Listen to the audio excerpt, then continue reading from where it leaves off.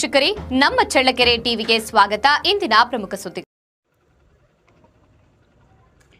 ಚಳ್ಳಕೆರೆ ನಗರದ ನಗರಸಭೆ ಕಚೇರಿಯ ಮುಂಭಾಗದಲ್ಲೇ ಅಕ್ರಮವಾಗಿ ಶೆಡ್ ನಿರ್ಮಿಸಿ ಇಂಡಿಯನ್ ಕ್ರಾಫ್ಟ್ ಶಾಪಿಂಗ್ ಎಕ್ಸ್ಪೋ ಹೆಸರಿನಲ್ಲಿ ವ್ಯಾಪಾರ ಚಟುವಟಿಕೆ ನಡೆಯುತ್ತಿರುವುದು ಸಾರ್ವಜನಿಕರಲ್ಲಿ ತೀವ್ರ ಆಕ್ರೋಶಕ್ಕೆ ಕಾರಣವಾಗಿದೆ.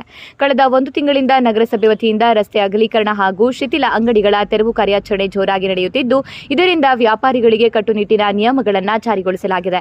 ಆದರೆ ಅದೇ ಸಮಯದಲ್ಲಿ ನಗರಸಭೆ ಕಚೇರಿ ಮುಂದೆಯೇ ಹಾಗೂ ಬಿಎಂಜಿಎಚ್ಎಸ್ ಶಾಲಾ ಮೈದಾನದಲ್ಲಿ ಯಾವುದೇ ಸ್ಪಷ್ಟ ಅನುಮತಿ ಇಲ್ಲದೆ ಶೆಡ್ ನಿರ್ಮಾಣವಾಗಿರುವುದು ಸಾರ್ವಜನಿಕರಲ್ಲಿ ಗೊಂದಲ ಉಂಟುಮಾಡಿದೆ.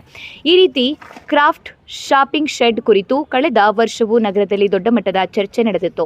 ಆದಾಯ ಯಾರಿಗೆ ಸೇರುತ್ತದೆ ಎಂಬ ಪ್ರಶ್ನೆ ಇನ್ನೂ ಸ್ಪಷ್ಟವಾಗಿಲ್ಲ ಎಂದು ನಾಗರಿಕರು ಆರೋಪಿಸಿದ್ದಾರೆ.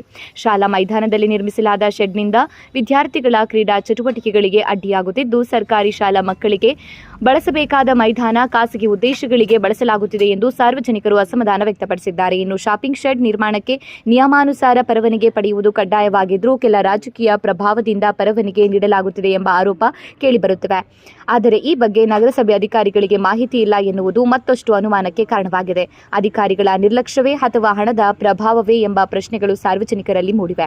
ಪ್ರತಿ ವರ್ಷವೂ ಕೆಲ ದಿನಗಳ ಮಟ್ಟಿಗೆ ಶಾಲಾ ಮೈದಾನದಲ್ಲಿ ಇಂತಹ ಶೆಡ್ಗಳನ್ನು ನಿರ್ಮಿಸಲಾಗುವುದು ಸಾಮಾನ್ಯವಾಗಿದೆ ಎಂದು ಸ್ಥಳೀಯರು ಹೇಳಿದ್ದಾರೆ. ಒಟ್ಟಾರೆ ಚಳ್ಳಕೆರೆ ನಗರದಲ್ಲಿ ನಡೆಯುತ್ತಿರುವ ಈ ಘಟನೆ ಆಡಳಿತದ ಪಾರದರ್ಶಕತೆ ಪ್ರಶ್ನಾರ್ಥಕ ಚಿಹ್ನೆ ಹಾಕಿದ್ದು, ತಕ್ಷಣ ತನಿಖೆ ನಡೆಸಿ ಕ್ರಮ ಕೈಗೊಳ್ಳಬೇಕು ಎಂದು ಸಾರ್ವಜನಿಕರು ಆಗ್ರಹಿಸಿದ್ದಾರೆ.